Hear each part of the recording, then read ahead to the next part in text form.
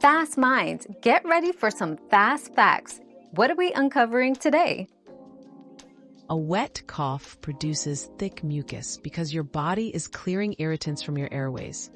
During illness or allergies, your respiratory system makes extra mucus to trap germs. This mucus thickens due to dehydration, inflammation, or infection, making it harder to expel. Clearing it protects your lungs and helps you recover faster. Your daily dose of discovery ends here, but the journey of learning never stops. Subscribe and join us again for more answers tomorrow.